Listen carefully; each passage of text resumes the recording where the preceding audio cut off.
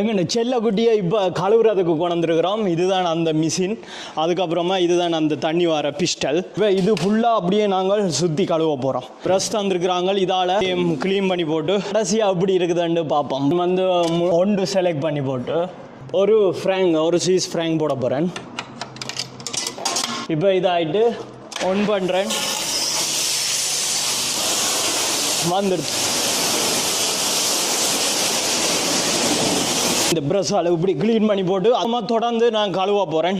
இப்போ 5 cheese Frank போட்டு பார்ப்போம் என்ன வேலை செய்யுதோண்டு.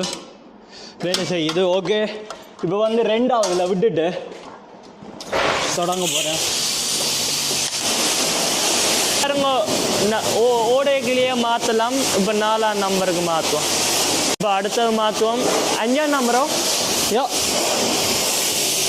பொடிஞ்ச பிறகு இப்படி தான் இருக்கும். அழகாக இருக்கு.